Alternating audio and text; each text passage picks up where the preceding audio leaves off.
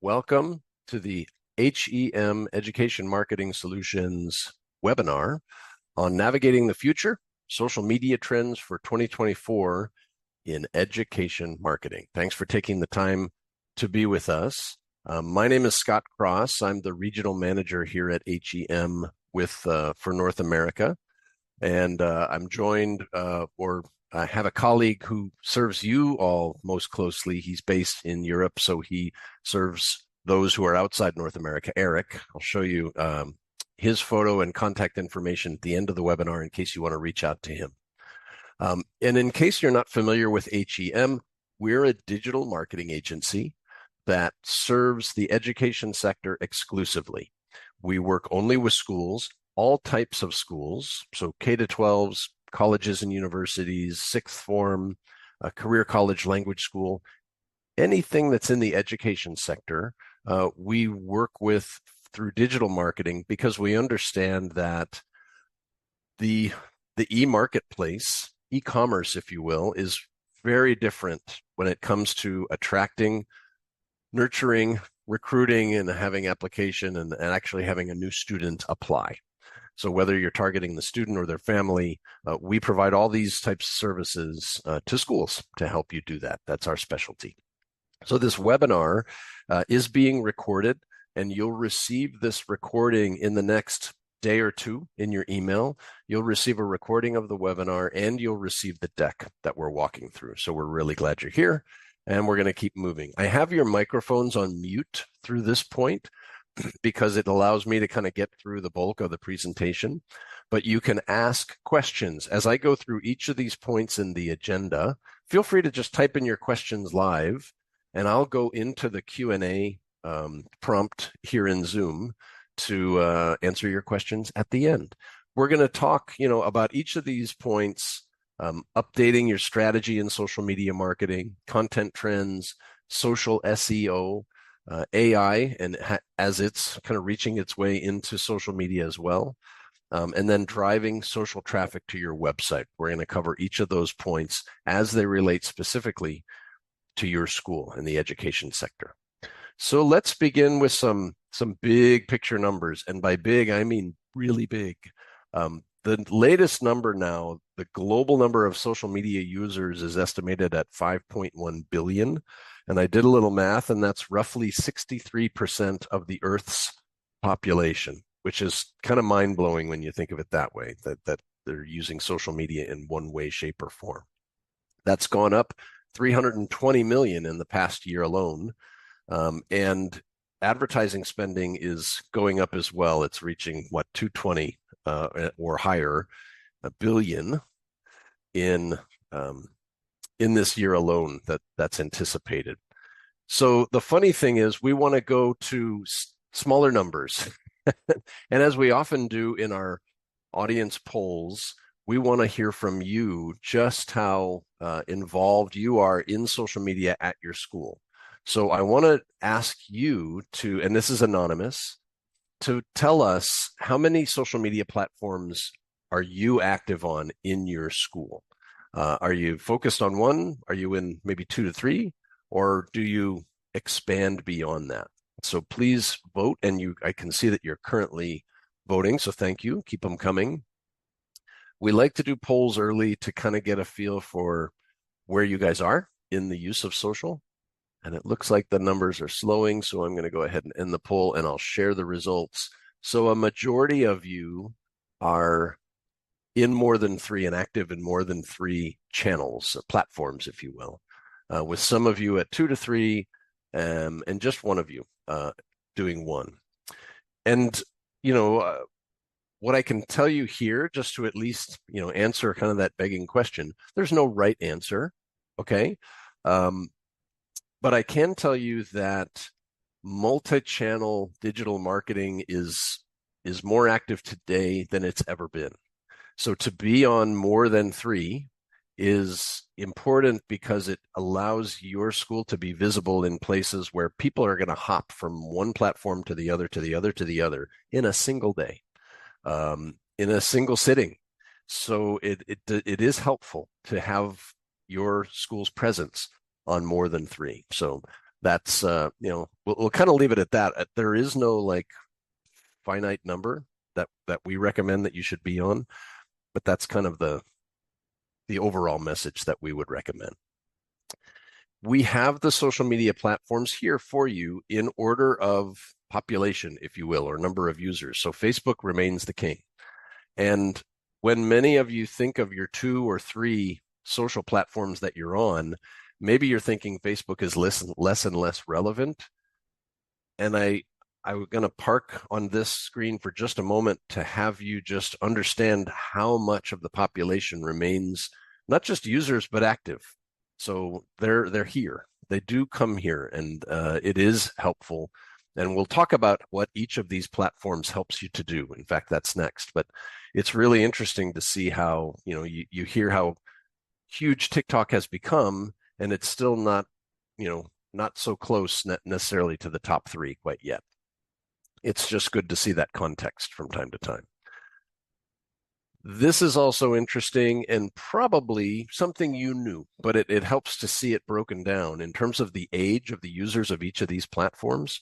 I put blue arrows next to those that skew younger to the blue bar, right?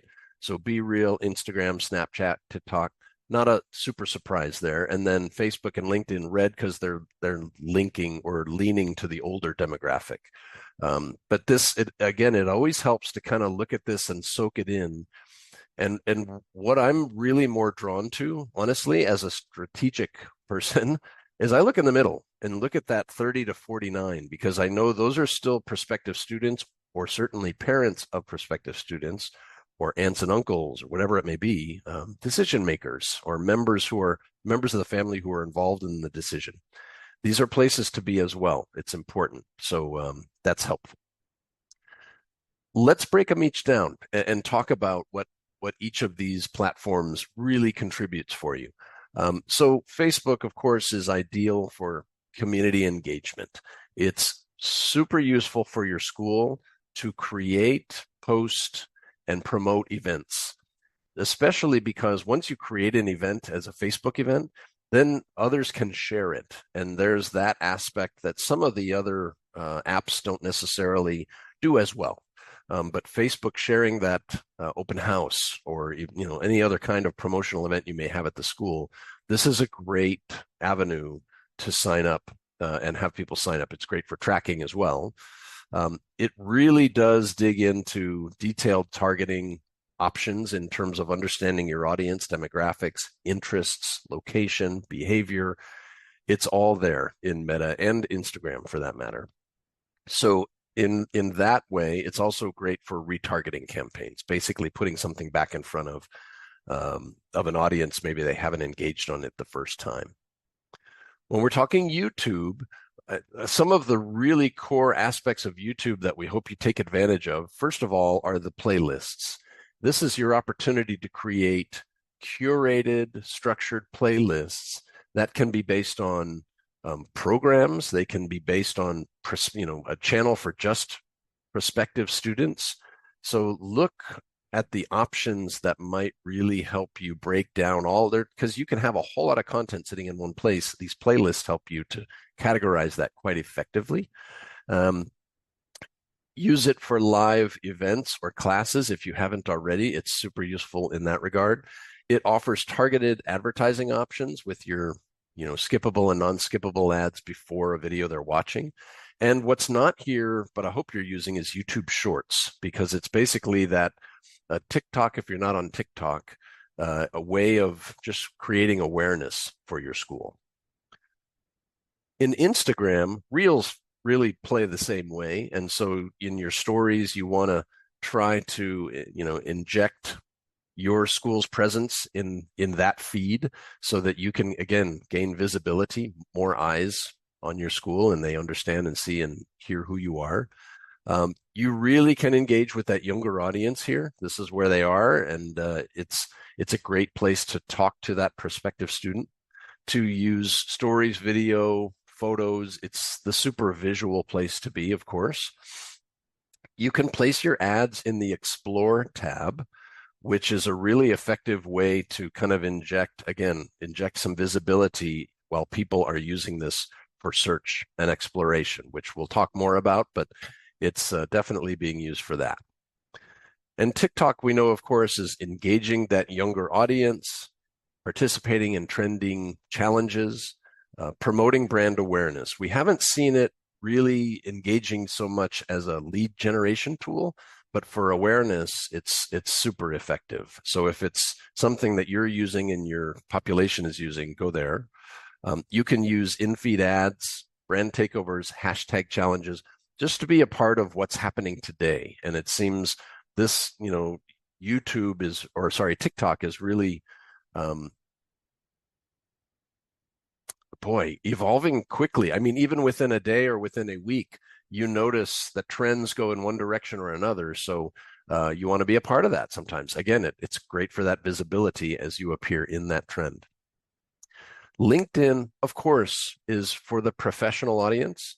It's for the older audience. And when I say older audience, I want you to think parents and family of your students or prospective students, because we're going to show you some examples of, and we're talking with schools today about how to utilize LinkedIn as a promotional for a K-12, because it talks to the parents in a way they kind of have their professional mindset, but even a parent is thinking about their children in grade 9.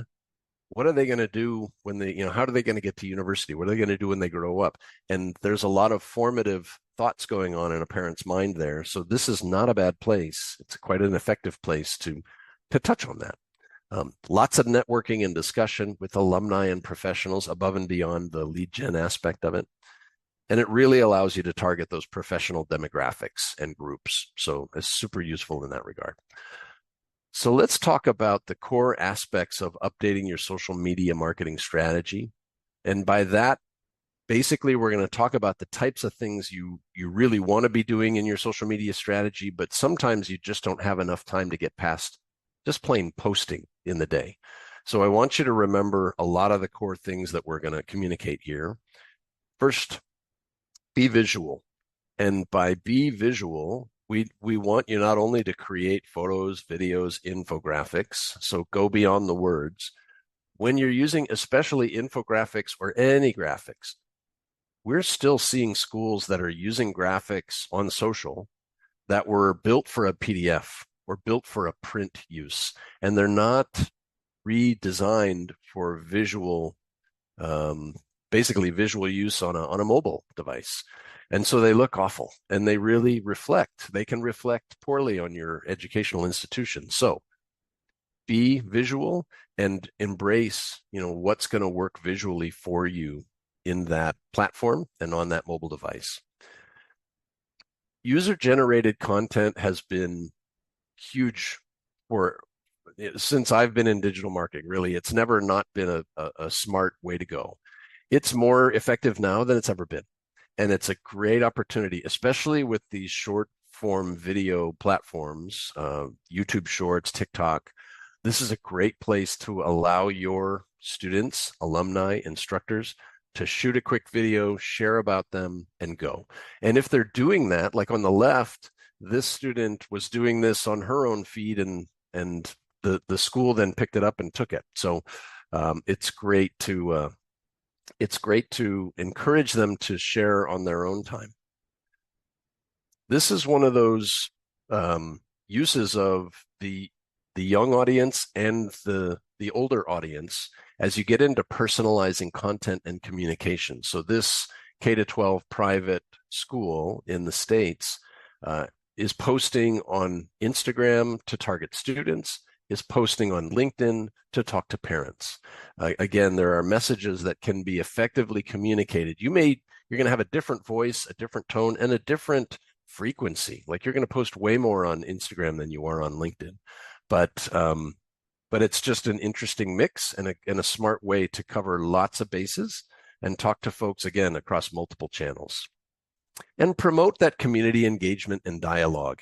This is a hard part, I get it, because you're limited in your use of time quite often. But to have that eye on what's being said in the comments in the blue box, as you see, below the post itself, once you start engaging with that community, that really has an impact on your brand's voice, on your brand's, they're paying attention to me, they're listening, and it can really drive a whole lot of interest and engagement and sharing. Okay, so time for poll number 2. And here, I want you to think about what is the primary challenge you face when using social media for student recruitment. So I'm going to get the polls going here. Poll number 2. Now you're ready to vote, and your voting is anonymous, of course, as always. We always like to hear, we like to hear and understand kind of where you guys stand, but it's also useful for you guys to kind of see how does everybody else on the webinar feeling about A, B, C, D, or E. Is it budget constraints, measuring effectiveness? Could be just a matter of, like we said in that last slide, time. That could be other. So I think you've all voted, and it's skewing. We got a couple more trickling in here. Okay, I'll share the results now. You're skewing toward the top here, reaching your target audience and creating engaging content. That makes a whole lot of sense. Again, there's no right or wrong answer here. It's just really interesting to understand where we all stand, right? And what we're all facing. And those are really valid issues. So we're going to talk about a lot of those things today. So I'm glad for that. All right, I'm going to hop back here, take away the poll. Let's get into some trends. Some of this you might be familiar with, some of this may be new to you. In TikTok, for example, some content ideas as we see it trending in educational content. A lot of different options you have here when you might be thinking, well, what are we going to post? What are we going to shoot? What's this post going to be? It could be any one of these ideas, and it could be from a member of your faculty or staff. It could be from a student, could be from an instructor.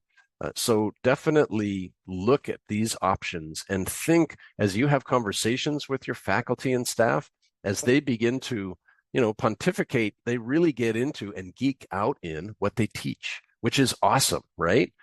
That's the kind of thing they might be really interested in capturing and posting on TikTok, and you can grab that with them. So encourage them to do that. As we said, short form video content is shooting through the roof. There's no question that is really what content expectations lie in today. So double down is definitely, I would say, an understatement. If you're doing 1, do 2. If you're doing 2, do 4. Tried it.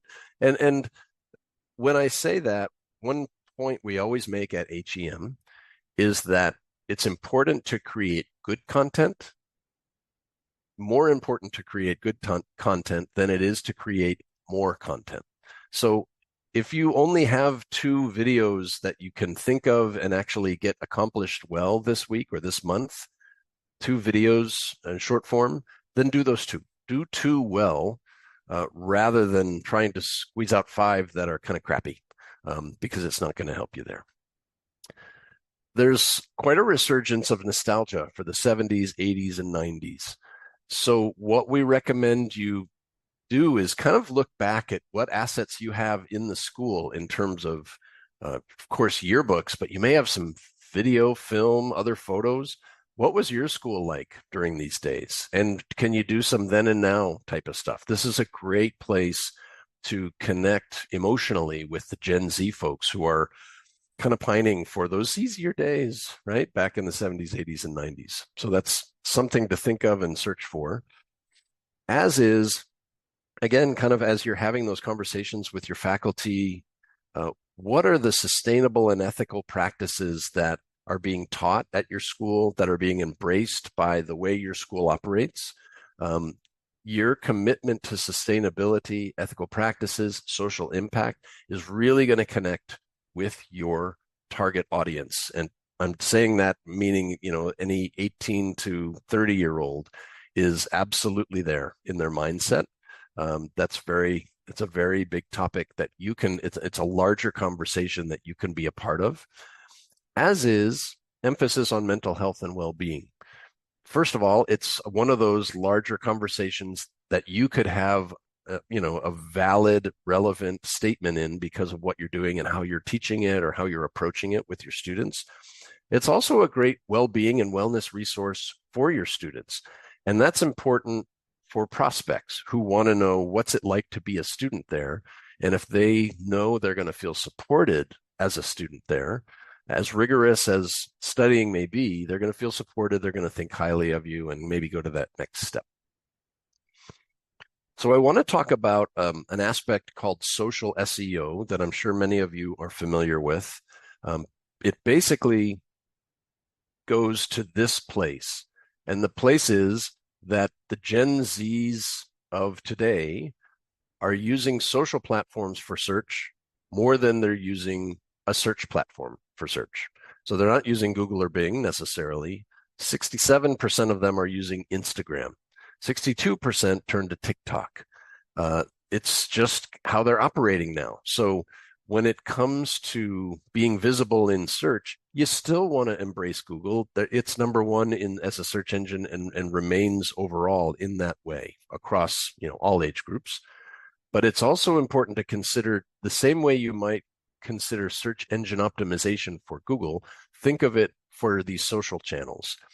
And the ways that you can embrace that are through consistent posting, quality content, so that anything they see is worthwhile. Again, quality is better than quantity. Make sure your profile is optimized. Make sure you've done keyword research. We'll show you a bit about that. That you're understanding what hashtags are going to draw audience for you, and that you're geolocation targeted. You're using your captions carefully in this regard, and you're embracing local SEO as well. So we're going to break down a few of these right now, and this gets into that targeting. In terms of keyword search, it's actually quite simple. Go into the app, whatever platform that you're interested in looking up, and type in the search some of the names of your programs that you offer, or some of the keywords that identify your school's way of being, that makes your school unique to others. And the app will automatically populate below recent searches or keyword combinations that involve that word or those two words. So you'll see which ones, whether they're search terms or hashtags, which ones are trending, which ones are popular today. And I would do this regularly because this evolves. So it's really important to do this because it's going to help you confirm what are the right hashtags or the right phrases we want embedded in our posts. And in doing so step 2 below here, just ensure that your social media profile is complete and optimized. Logo, web link, branding, the keywords or the phrases you want to communicate in that, make sure that's all up to date and good.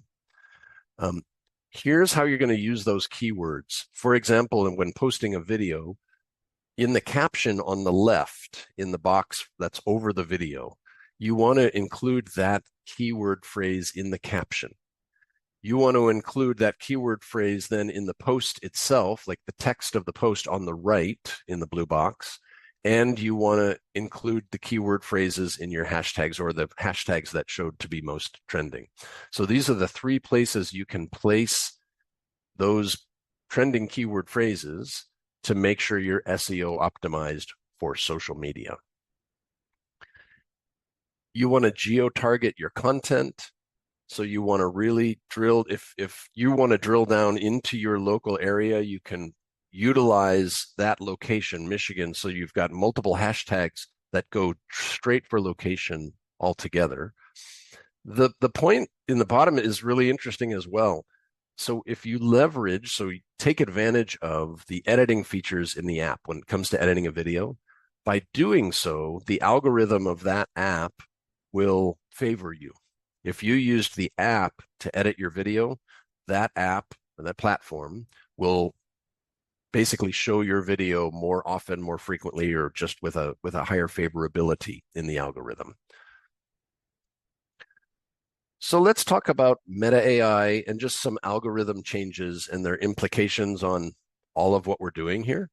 The first point we want to look at here is in Meta AI, and what I recommend is if you haven't updated your app on your mobile lately, do so, because Meta AI in Facebook and Instagram is growing by leaps and bounds quite quickly, actually.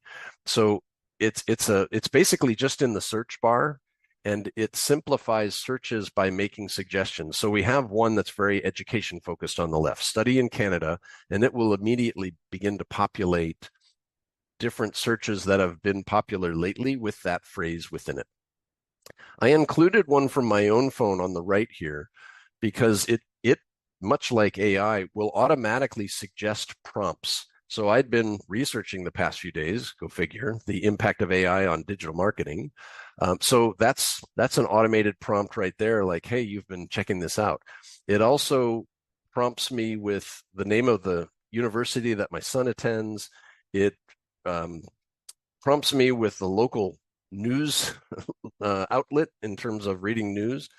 And, my most recent challenge was to create a picture of a tomato. So much like AI, you can just type in a request.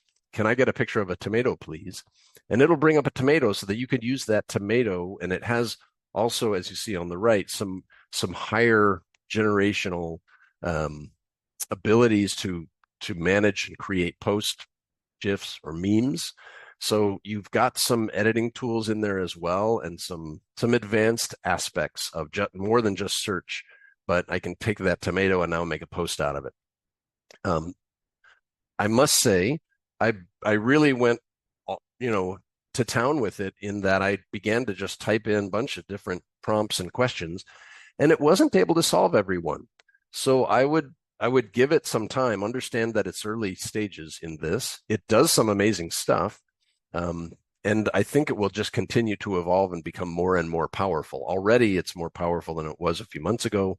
And I can only expect that it's going to be able to do all the things that I asked of it to do the past few days, and you too. So things to consider in terms of the algorithm, like we talked about. Algorithms, they change, they shift. You can kind of see it in your own use of a platform over the course of a week.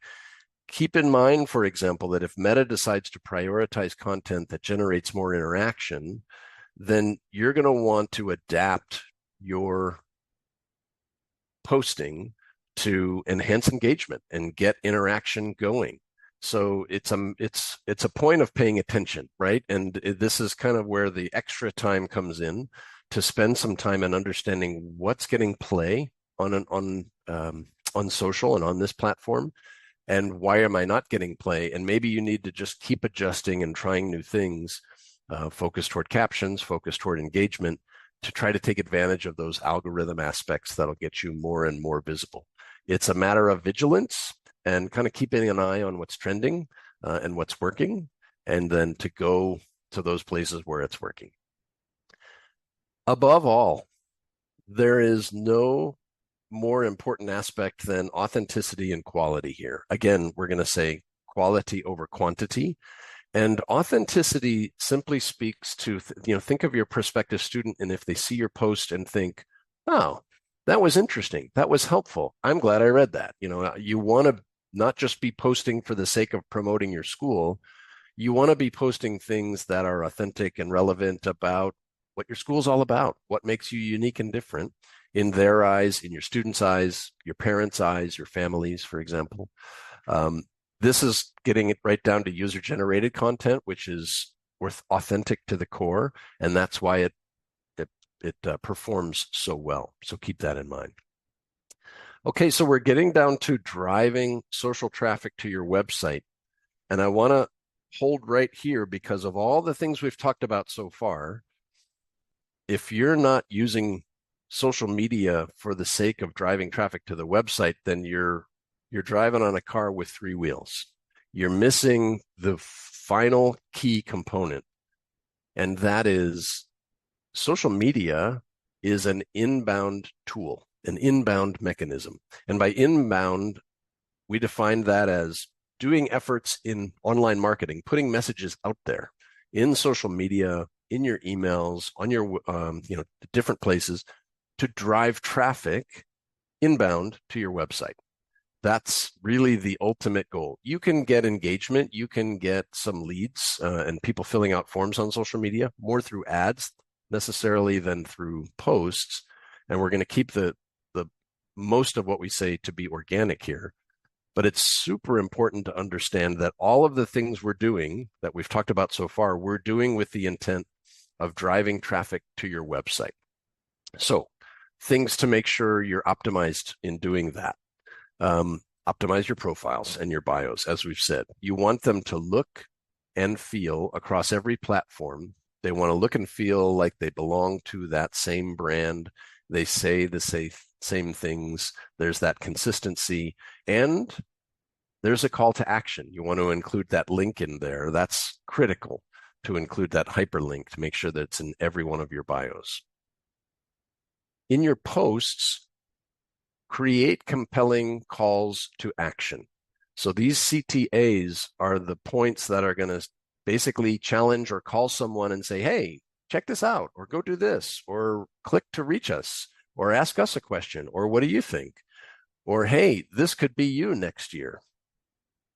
Try to speak to them in that way from time to time, not every single post, but it's important to put yourself in their shoes and try to relate to them and ask them to engage.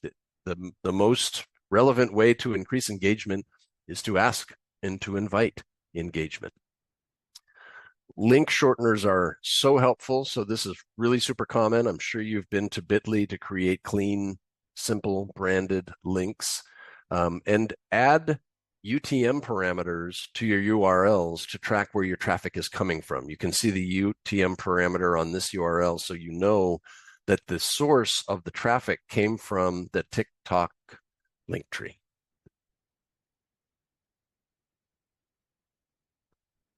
And I have link on my brain, so use your link in bio tools, and Linktree is a great tool to use here because it allows you to give not just one link, but then a variety of links that they can go to. And it allows you to customize this selection of links to not just be the menu bar on your website, but you can choose what links you want to share. And that can be evolving and trending with topics, with news, information, or relevant points of the day, if you wish. We are going to talk a little about paid advertising in that if you have a post on your social, I want you to just consider you're posting it to the people who are already follow you. You're posting it to your existing community. You're preaching to the choir. Once you see one of those posts get more than average engagement or likes or shares, that's an indication that you should take that post and turn it to an ad. Boost it.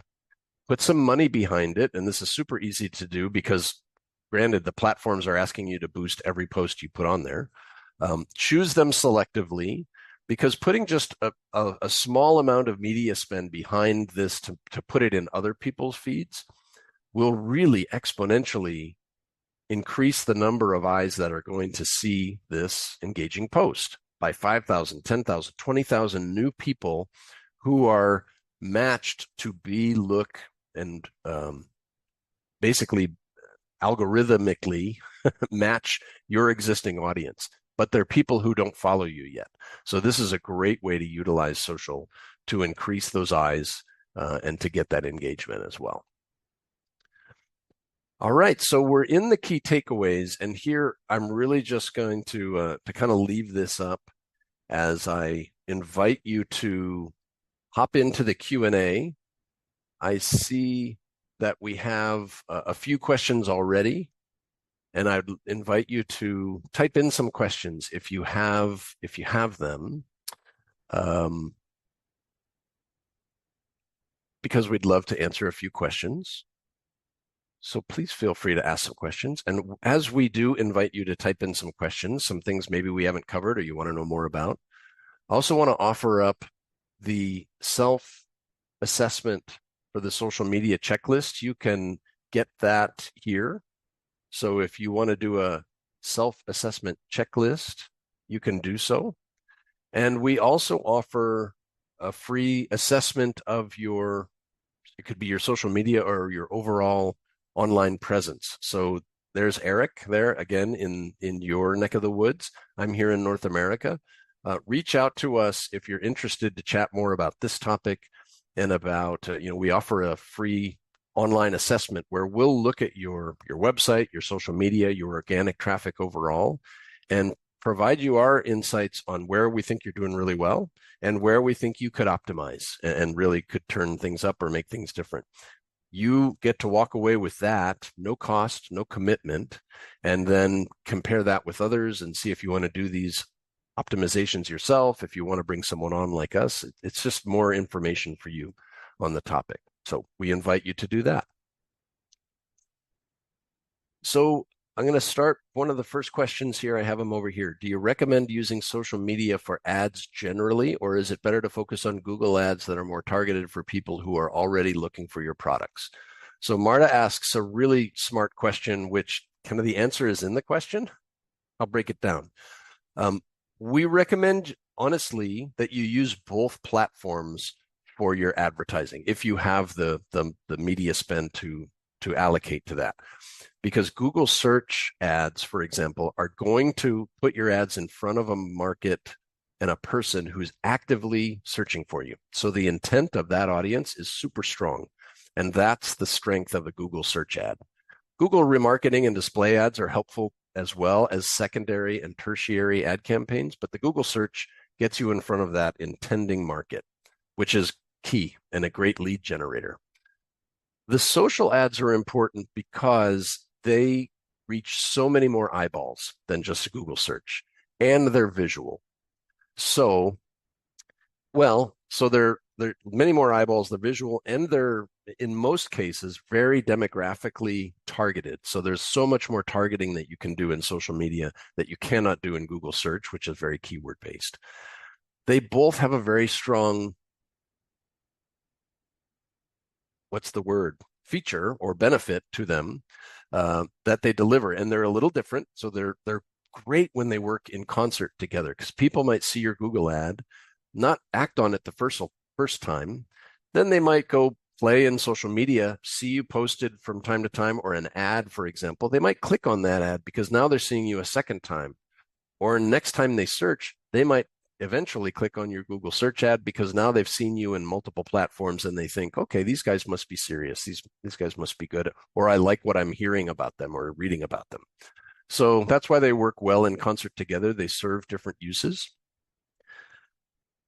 Social can also be used for lead generation. Typically, a lot more people will, I think you're familiar with social ads for lead generation, generate a higher quantity of leads, but typically a lower quality of lead, because that audience is not so intently focused on searching for you in that regard. If, though, you're targeting that Gen Z range and you're able to put, ads in front of folks who are searching for you, that's a great bonus. So you've got lots of different features or elements, kind of levels to answering that question. Andrea is asking, is there a way to live stream YouTube privately so that just people we can invite join? I think you should reach out. We will want to talk more directly about that. So you'll want to maybe email Eric or me, and we can look into that for you to see to what degree, because that's a very specific question. Myra asks if you'll get a recorded version of this, and the answer is yes. You will receive a recording of this webinar, so you'll get that in your email in the next day or two. And we have, I guess, oh, wait, I'm going to scroll down because we have some questions that are.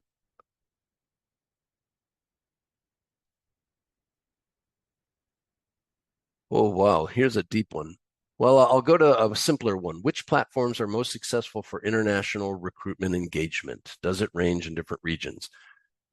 Great question, because if you're targeting folks in a different country or different region, what you should do is research which social platforms are most engaging in that region. That's the platform where you should be involved. So you want to be where your audience is, and that's going to change when it's Southeast Asia or Central America.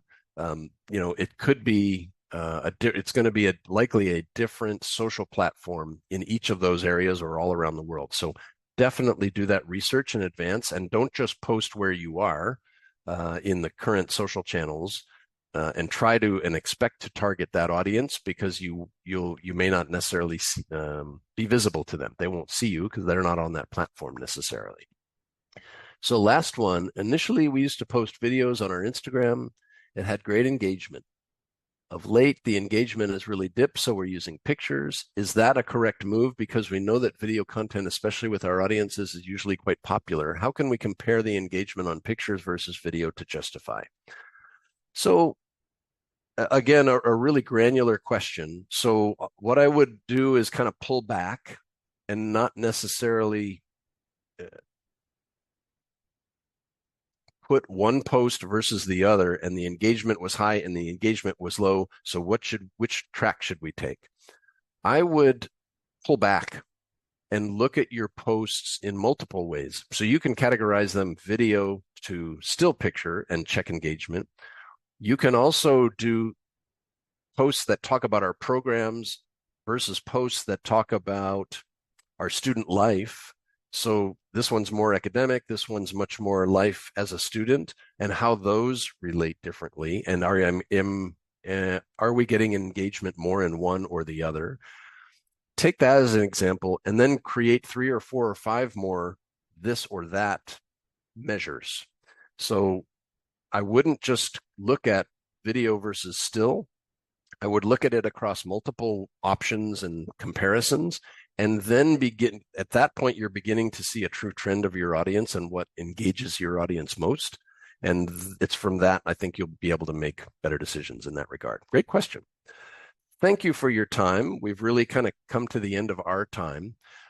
We appreciate you joining us. You'll get this deck and this recording in your email in a couple of days.